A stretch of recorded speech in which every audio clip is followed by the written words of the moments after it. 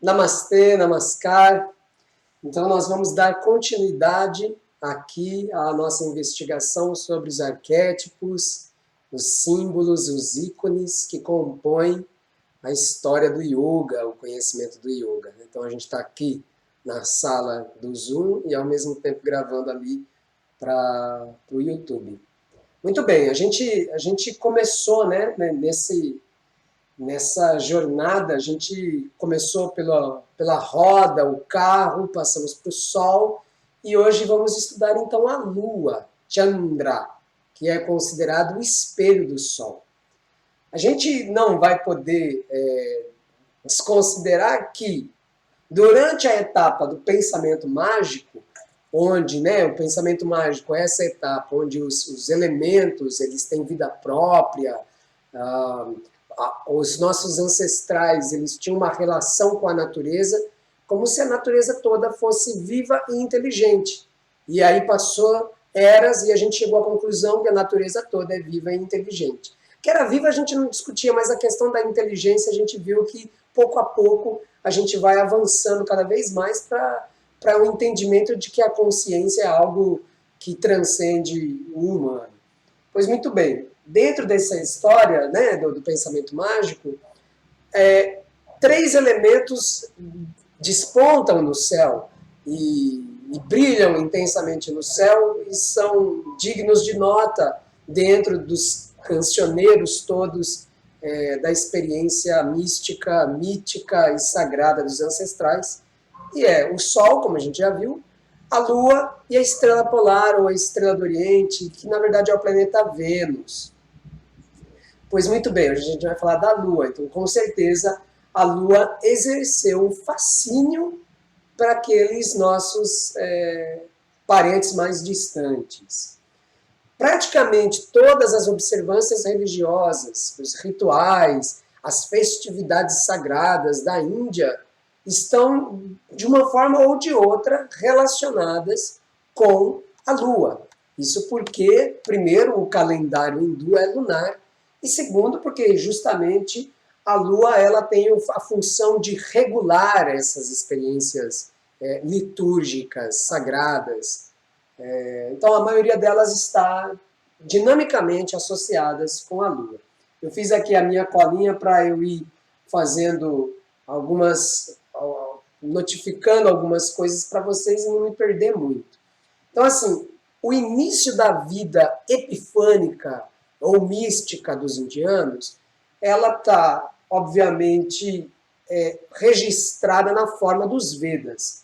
Mas é óbvio que essa mesma experiência epifânica ela é anterior aos Vedas. Os Vedas nada mais é do que o registro dessas experiências tardiamente.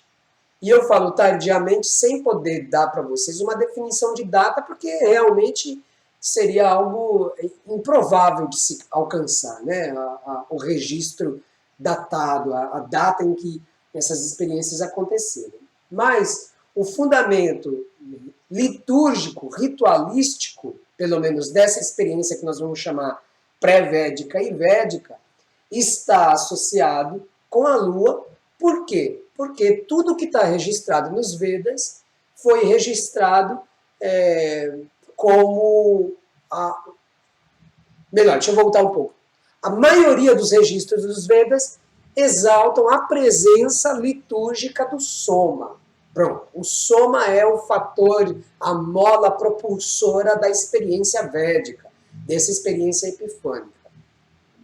Então aí a gente já vai ver por que a Lua é importante. A Lua é importante porque o Soma, como substância litúrgica indispensável nos yagnas, ou seja, nos rituais, é nomeado como Chandramrita, ou seja, é o néctar de Chandra, é o suco de Chandra, ou o suco da Lua, a seiva da Lua.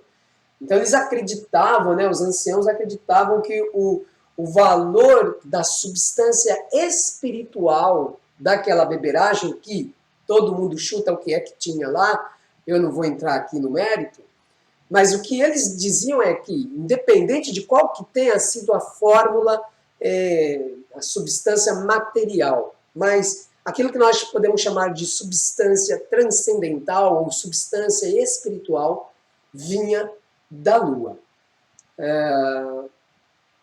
Contudo, também é importante a gente ressaltar que já no período védico existia uma noção de que tudo aquilo que nós vemos no universo material está contido no homem, está contido no Purusha, na entidade humana. Antes do Purusha se tornar uma entidade transcendental, ela era o próprio ente humano na Terra, colocado numa espécie de deva, de semideus ou mesmo Deus. Então a entidade humana, ela é o microcosmos do macrocosmos, ela é o reflexo microscópico do universo vasto. Assim, pensando dessa maneira, a gente vai saber que esse carro, esse sol, essa lua, essa estrela não estão fora da entidade humana. E a gente vai ver isso um pouquinho mais adiante, como isso se desenvolve de uma forma mais explícita no período das Upanishadas, das obras filosóficas da Upanishada, que são consideradas, enquanto os Vedas é a semente do yoga, as Upanishadas já é o broto, porque o que nós conhecemos por yoga está fundamentado no conhecimento que está registrado nas Upanishadas. E aí a gente vai ver que, no período da produção das Upanishads, essa questão de que tudo o que está no universo fora está dentro do homem, ele vai ser explicitamente afirmado. Nos Vedas, isso é implícito. Então, às vezes você está vendo lá uma saudação ao Sol, uma saudação à Lua, e não necessariamente, o que eu quero dizer é que não necessariamente é simbólico, mas também não podemos dizer que é necessariamente literal. Eles estão saudando o Sol, mas há um Sol dentro de si. Eles estão saudando uma Lua, mas há uma Lua dentro de si mesmo. Então, eles, elaborando esse universo interno como uma realidade a ser interiorizada, a ser tomada como adhara, como suporte para suas contemplações. A gente vai observar que isso é primordial dentro da prática do yoga, pelo menos do yoga mais, digamos, o pré-clássico, o yoga ancestral. Isso vai ser indispensável. Hoje, quando a gente olha para o yoga hoje, o yoga moderno, você pode fazer toda a série de bandas, de kriya pranayamas, de asanas, de mudras, e não entrar em contato com nenhum tipo de vikalpa, nenhum tipo de visualização interna.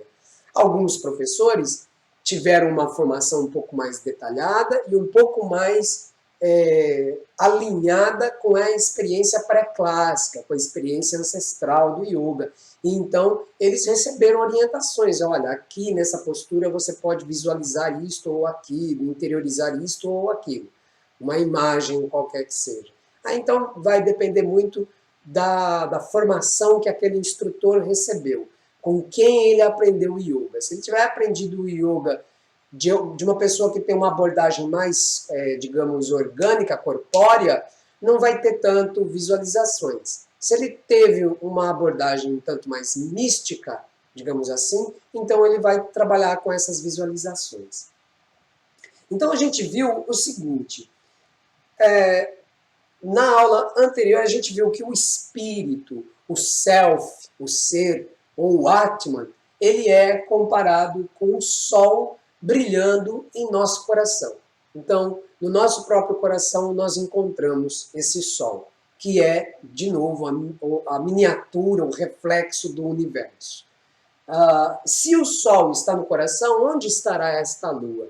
Então, a gente vai estudar um pouquinho antes, porque assim, eu entendo que a resposta para a pergunta onde encontraremos a lua, além do céu, ela está no valor mítico e iconográfico da Lua mesmo.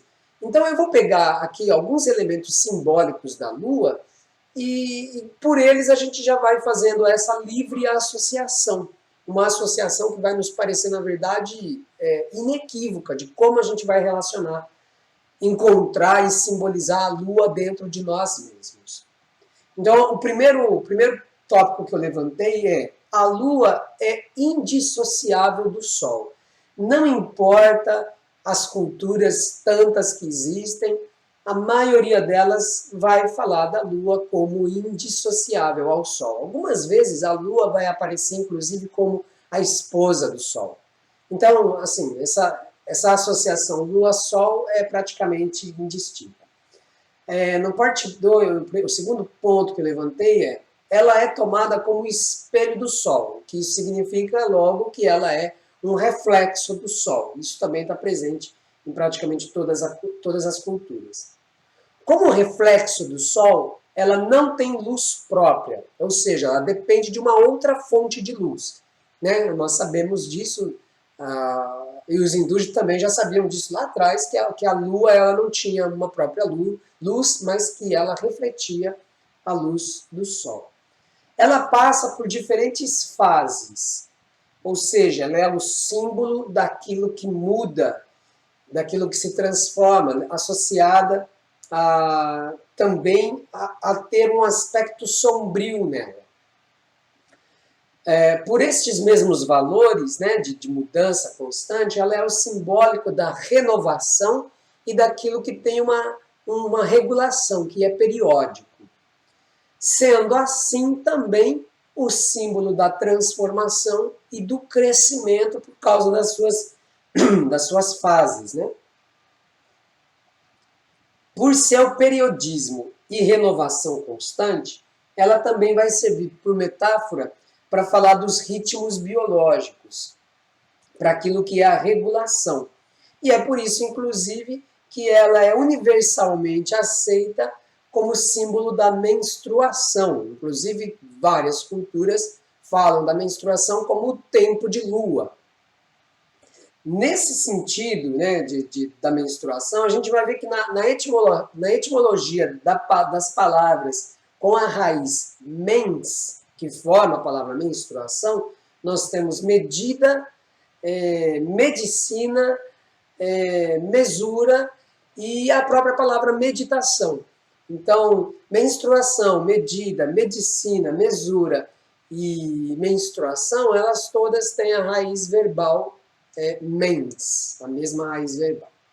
Por essa associação com o sangue menstrual, no caso, ela é evocada em diferentes culturas como o primeiro morto. Então, ela é chamada desta forma. Inclusive, surge dessa ideia da Lua como o primeiro morto, surgem teorias, crenças de que a vida terráquea, o que nós conhecemos hoje, né, das almas encarnadas na Terra, anteriormente ocuparam a Lua. A Lua teria sido o planeta. E posteriormente, por causa de um choque, de um corpo celeste passando, um meteoro, qualquer coisa do gênero, a Terra teria cindido e a Lua se tornaria o satélite, a Lua, né? A Lua que seria a Terra se torna o satélite do planeta em que nós habitamos agora. Mas aí, assim, estou falando só por curiosidade, trazer essas ideias de que a gente antes habitou a Lua e veio para cá. Mas, de todas as formas, ficou classificado que ela é um lugar dos mortos. A gente já vai falar sobre isso. Antes disso, como falando desse simbolismo universal do morto, isso refere-se também às 3 noites escuras em cada mês lunar. Então, durante 3 noites ela desaparece, após o que ela está sumida, ela está oculta, ou seja, ela está morta, simbolicamente, e depois ela reaparece crescendo em brilho. Nestes dias de escuridão completa, a gente tem diferentes observâncias religiosas que acontecem e são dias especialmente dedicados à contemplação. Não apenas à contemplação, mas especialmente à contemplação. Aí tem essa história, assim, praticamente todas as culturas têm alguma história de algum herói que passou 3 dias morto e voltou. A gente pode ver o próprio Cristo ficou 3 dias morto e depois ressuscitou. Então, essas lendas, esses mitos estão muito associados, né, é inequívoco associar isso com certos movimentos astronômicos, né, dos corpos celestes.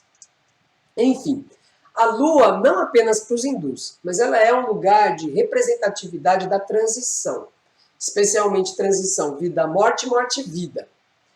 Ela é, então, evocada como o lugar para onde todos os nossos mortos vão para esperar uma nova oportunidade de encarnação no samsara.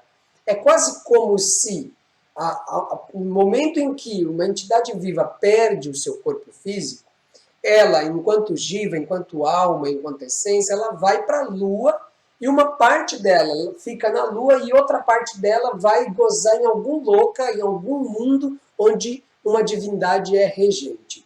Mas, em essência, todas elas aguardam na Lua a sua oportunidade de retornar para a Terra. Isso está descrito em várias lendas, em vários mitos.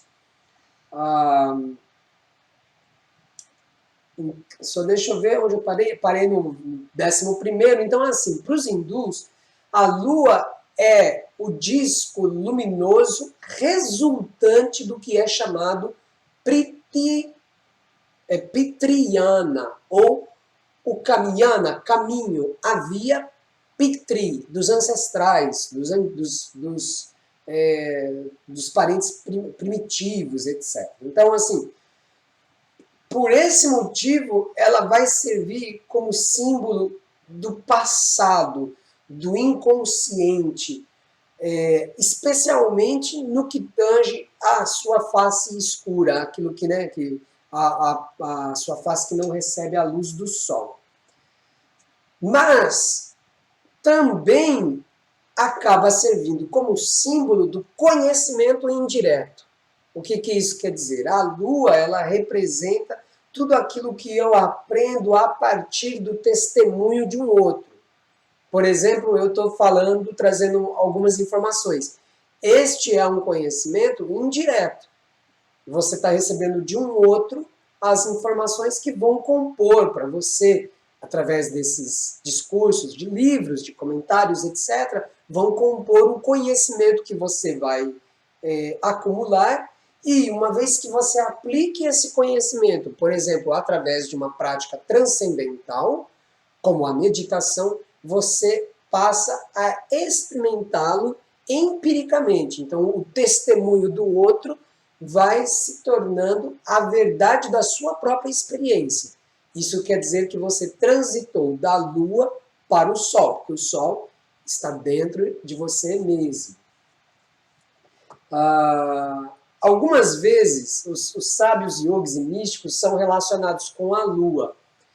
É dito como santos que vivem do brilho e da luz de Deus. Assim como a Lua só pode surgir e ser percebida porque a luz do Sol incide sobre ela, da mesma forma, a sabedoria dos santos, dos yogis, dos místicos, é um reflexo da luz de Deus. Então, algumas vezes, os sábios são comparados como luas. Às vezes você pode ler um texto clássico do yoga, do Vedanta, do Tantra, etc., e está falando sobre a lua, e a lua ali não é o corpo celeste, mas sim a própria presença do guru. O guru ele é a lua que reflete a luz de Deus sobre mim. E é por isso que vários budas, siddhas e yogis são colocados sentados, né, sobre o que é chamado de assento de lua. Isso é bem mais frequente dentro da iconografia tântrica. Então, alguns mantras, alguns versos, stotras, alguns versos de exaltação falam do sábio X ou Y sentado no seu assento de lua. É justamente porque está associado com esse refletir da luz divina, ou refletir da luz da sabedoria. Ou até mesmo tem a lua adornando suas cabeças. Às vezes atrás, formando como um halo, ou mesmo como um adorno, que é o caso de Shiva Mahadeva. Shiva aparece às vezes com uma lua crescente no lado da cabeça, ou mesmo a lua cheia por detrás de si, ou como se ele fosse um holograma associado a ela. Aí são os ícones mostrando que existiam, na verdade, duas dinastias principais que desenvolveram toda uma cultura, todo um saber não apenas espiritual, mas toda uma vasta cultura mesmo, dinastias solares e lunares. Então, algumas vezes a gente vai encontrar, por exemplo, Ganesha, Rama, Vishnu, Brahman, como ícones, murtis, imagens, ícones sagrados de um caminho solar, da dinastia solar. E outras vezes você tem Krishna, você tem Kali, você tem o próprio Shiva, que acabam figurando mais como deidades, ícones da dinastia lunar. Aí a gente está até com a presença do amigo Varuna Kumara Yogi. Varuna, por exemplo, é uma divindade de ordem lunar.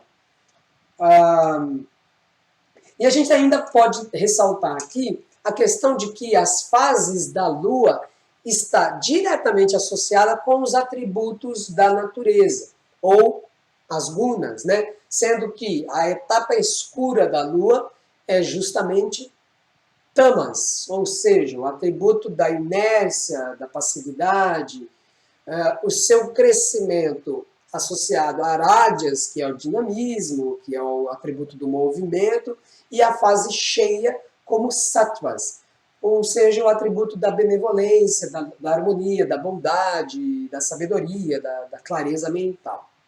Pois muito bem, então agora, sem perder muito tempo, vamos já fazer a substituição do significado de Chandra dentro de nós mesmos.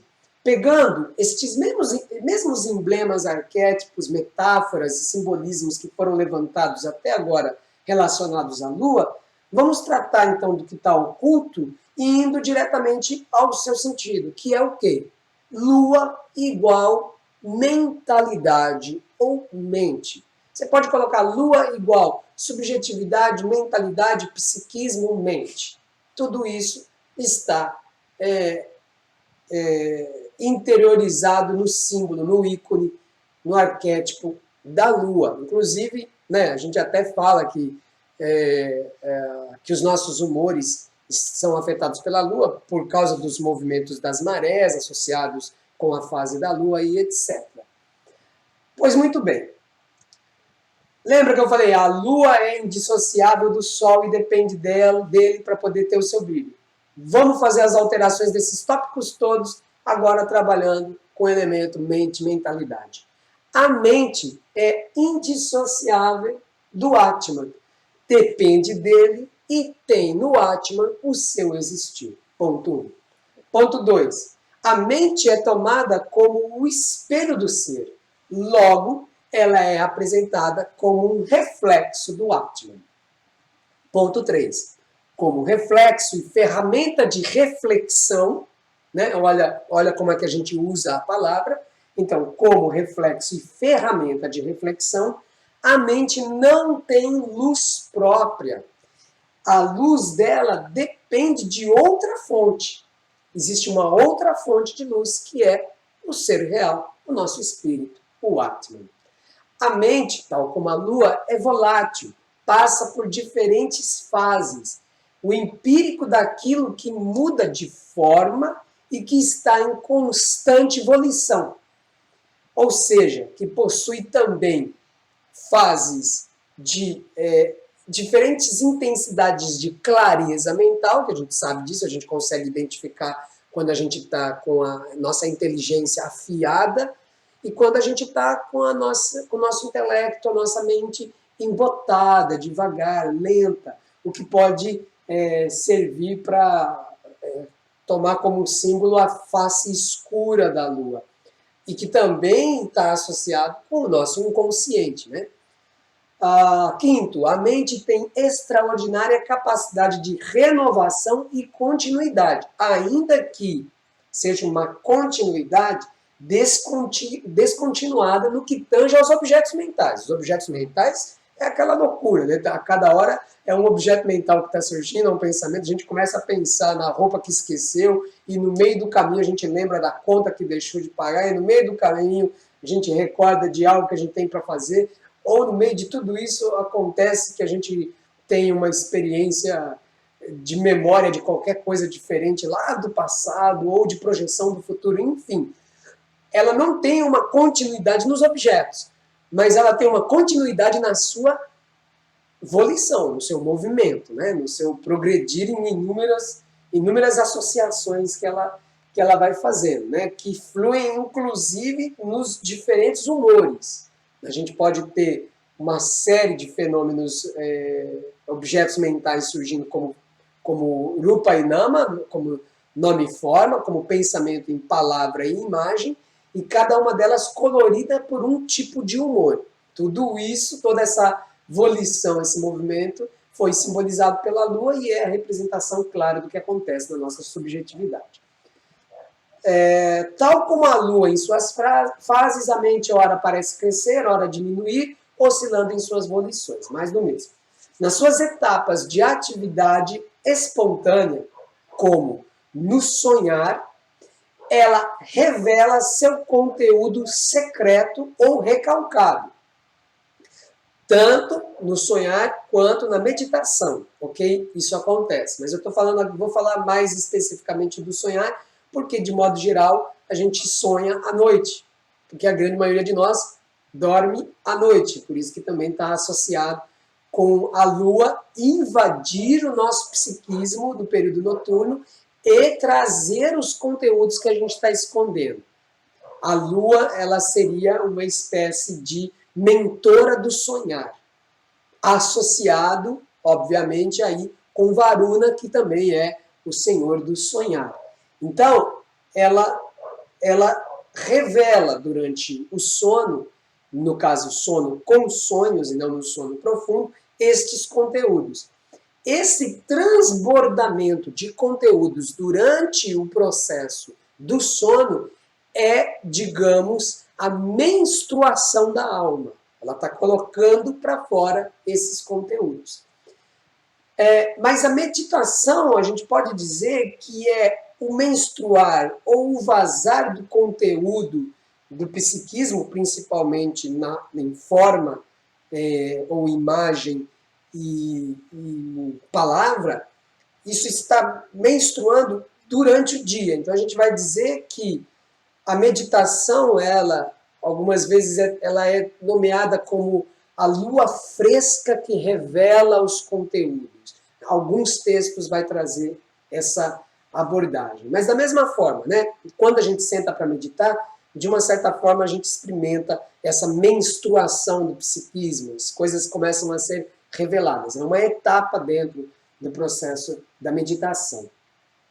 E a meditação também está associada com a experiência de estar morto em vida, no sentido de que o samadhi, ou a epifania, o êxtase espiritual, é a total neutralidade do movimento, simbolizado pela face sombria ou plenamente luminosa da Lua. Aí tem há diferentes abordagens em textos antigos que falam dessa meditação, tanto como o aspecto sombrio, como eu disse, algumas festividades são na lua nova, e algumas outras são na lua cheia, como por exemplo o que vai acontecer daqui a pouquinho, o Vesak de Buda, é a lua cheia. Ambas estão associadas com a meditação e com esse processo de morte e vida dentro do samadhi, onde estamos vivos, mas não existe conteúdo, não tem movimento. Porque lá, né, já desde a ancestralidade, acreditava-se que vida é igual movimento, e de repente ali a gente está vivendo vida sem movimento, imobilidade corpórea e mobilidade mental. Então o samadhi ele é morte, vida, morte, assim como a lua. Cada vez que a mente entra em volição, em movimento, a gente pode dizer que nós estamos vivenciando o Jagrat da mente, a vigília da mente.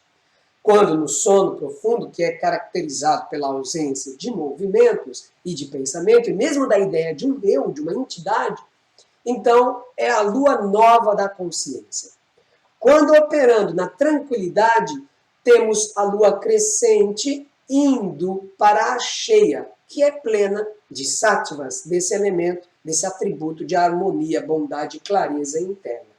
Algumas vezes a lua cheia serve para representar o samadhi e também, em outras vezes, o samadhi é referido como um eclipse, mas aí a gente deixa isso para a nossa próxima aula. A gente vai conversar um pouquinho sobre o eclipse.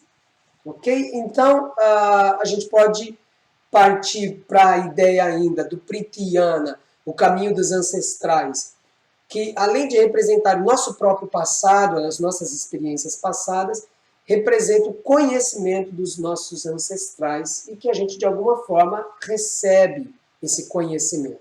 Aí está associado com a Lua, que brilha pelo reflexo do Sol, como reflexo do Sol, o conhecimento indireto, que já está conosco, que já passa para nós através da nossa árvore genealógica, e isso está, inclusive, pontuado dentro dos Yoga Sutras de Patanjali, quando é dito que Samadhi vem por hereditariedade, ou seja, a gente recebe da nossa árvore genealógica elementos orgânicos que, de fato, nos inclinam à pesquisa, à investigação espiritual e etc.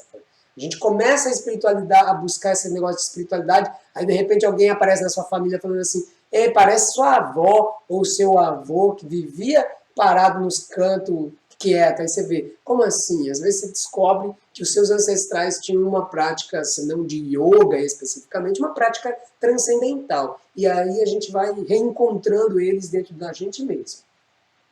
E assim como as fases da Lua estão associadas às gunas, obviamente, todo o funcionamento mental está associado também com as gunas. Né? A gente tem tamas, rajas e sattvas atuando também na mentalidade.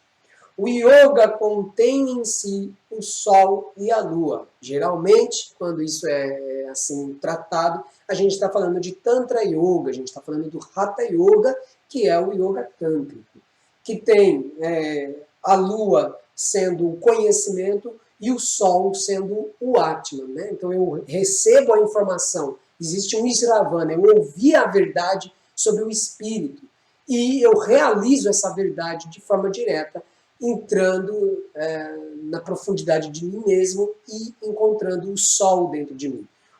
Ouvir sobre o Atman é a Lua, evidenciar o Atman é o Sol. Mas também há outras representatividades desse Sol e dessa Lua.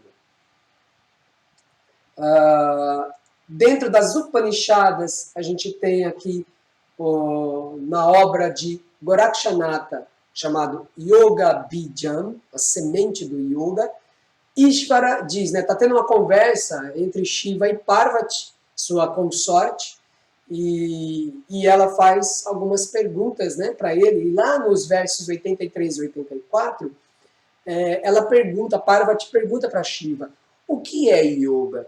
E Ishvara, o Senhor, diz, chama-se yoga o ajustamento do prana e do apana, assim como o ajustamento das correntes de ambos à sua própria dinâmica, swarajas, o ajustamento do Sol e da Lua, do Jivatman e do Paramatman, e dessa forma a integração da rede de dualidades, o que mostra que lá atrás, a gente está falando do século XI, a Gorakshanata já estava definindo o yoga como a harmonização dos pares de opostos para a evidenciação da unidade. Já fica, digamos, esboçado, mais do que esboçado, já está declarado aqui uma visão não dualista do yoga, mais de 1000 anos aí, do yoga, como ele foi herdado das Upanishadas. Agora, isso que eu acabei de ler é material do Tantra Yoga, isso já é Hatha Yoga, isso já é o yoga, digamos, vamos chamar de yoga clássico. Se a gente for lá nas Upanishadas, que está um pouquinho adiante das Vedas, né, dos Vedas, a gente vai ver como essas questões interiorizadas dos elementos celestes estão sendo trabalhadas. Então eu vou citar uma Upanishada aqui para vocês. Aliás, pedi para a Mohini ler para deixar uma voz mais branda e amorosa neste momento. Pode ser? No centro do palácio de Brahman, nosso próprio corpo, há um pequeno santuário na forma de uma flor de lótus. Dentro dele pode ser encontrado um pequeno espaço. Devemos encontrar aquele que ali habita e querer conhecê-lo. E se alguém perguntar: quem é aquele que mora em um pequeno santuário em forma de flor de lótus no centro do palácio de Brahma? Nós podemos responder: o pequeno espaço dentro do coração é tão vasto quanto o universo. O céu e a terra ali estão. O sol, a lua, as estrelas, o fogo, o relâmpago e os ventos, pois o universo inteiro está dentro dele e ele habita dentro de nossos corações. Chandogya Upanishad. Então aqui fica claro, veja, enquanto lá nos Vedas estava implícito, aqui está explícito. O palácio de Brahma é nomeado o próprio corpo, a nossa própria experiência de existência e o nosso próprio organismo. Então este é o palácio.